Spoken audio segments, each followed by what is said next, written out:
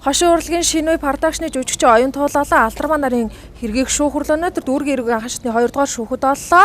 Шүүх хуралдаанд шүүгдэгч оюун туулалаа Алдармаа тэдний гэр бүлийнхэн болон шинэ үе продакшны жүжигчид бүрэн бүрэлдэхүүнээр ирж оролцсон юм. Шүүх хуралдаа өнөөдөр 2 дугаараа товлогдож болох ёстой байсан ч шүүгдэгч оюун туулалын өмгөөлөгч Архангаа аймагт ажилдаа учраас шүүх хурлаанд хүрэлцэн ирэх боломжгүй шалтгаанаар шүүх хурлааныг 10 сарын 16-нд хүртэл хойшлууллаа. Мөн шүүх бүрэлдэхүүн дахин шүүх хурлыг хойшлуулах боломжгүй мөн шүүгдэгчдийг Монголсаас гадагшаа гарахыг хориглох шийдвэр гаргасан гэдгийг онцлсан юм а. За дахин шүүгч байхгүй удаа шалтгаанаар шүүх хурлаа хойшлуулах. Ахад ярихгүй штэ энэ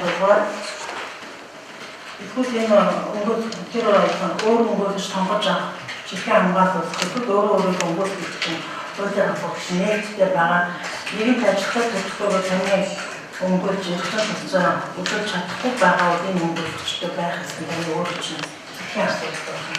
Хэргийн талаар иргэн сөхөж шүүгдэгч жүжигчин оюун туул Алдармаа нар нь Орхон аймагт томилтоор ажиллаж байхдаа согтууруулахандаа хэрэглэж улмаар бие биелэгээ халуун цацаж нэг нэгэ гимтээсэн хэрэгт буруутгагдаад байгаа юм. Мөн энэ хэргийг прокуророос янахтаа эрүүг үеийн 99-ийн 1 зааснаар эрүүл мэндэд нь хохирол учруулсан 96-гийн 206 зааснаар ингэхдээ харгас эрсгэгээр хандсан хөдөлмөрийн чадрыг нь тодорхой хугацаагаар алдагдуулсан хэрэгт буруутгаад байгаамаа. Шүүх хуралдаа 10 сарын 16-нд үргэлжлэнэ.